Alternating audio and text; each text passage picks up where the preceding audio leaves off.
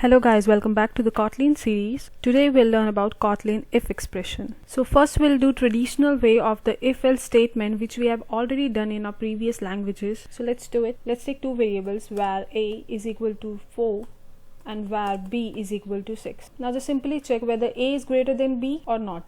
So if a is greater than b, print it a is greater, else print b is greater and execute it.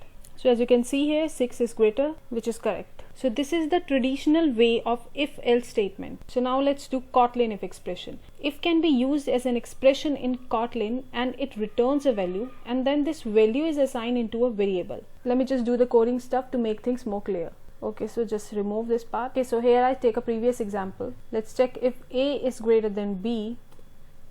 Just simply return a, else return me b. And now what this if expression do in Kotlin, now this return value will be assigned to a variable. So let's define the variable val max. Okay, so this is the syntax of the if expression in Kotlin. The return value will simply assign to this variable, which is max in this case. So we can simply print it max is the greater number and execute it.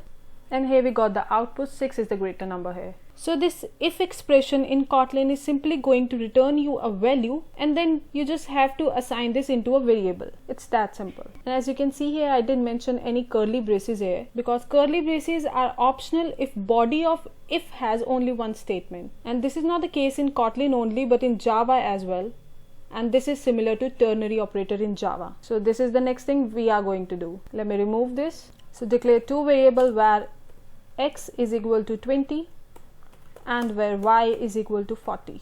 If x is greater than y, then just simply return me x, else return me y. And now I want to store this return value into a variable named as result, and this is similar to your ternary operator in Java. As you can see here, if this condition returns me true, it returns me x, otherwise y. Now you can print it, print ln result is the maximum number. Oops, I just come out of that parenthesis.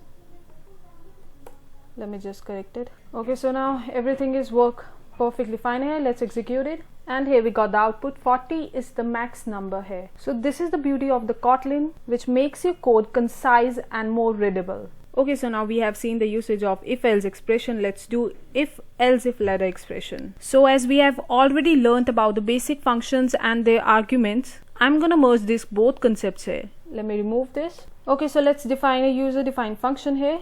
Fun named as my fun, and it takes three arguments here. First one is a, which is of type int, b, which is of type int, and c, which is of type int again. So what we are going to do here is we will find the largest number among three numbers. Okay, now so let's check if a is greater than or equal to b and a is greater than equal to c as well, then return me a, else if b is greater than equal to a and b is greater than equal to c as well, then return me b, else return me c. And now this return values will going to assign into a variable. Let's take max here. So this return values will going to assign into this variable, which is max here. And now I also want to return a value from this my fun function. So let's return it. So let's declare the return type int and just simply return it, return max. And now call the function from the main function my fun, and it takes three arguments here. The first one is 20, 10 and 40. As you know, this my fun function will going to return you something, so you have to store it in a variable. So simply declare it var result. So whatever this function is going to return you, it will get stored in this result variable. Now print it result, or you can do one thing here, result is the max number here. Let's execute it. And here we got the output, 40 is the max number here. let me just change this number to 50 and execute it. Okay, so 50 is the max number here. I hope you guys find this easy. This is it for the video. Thank you for watching.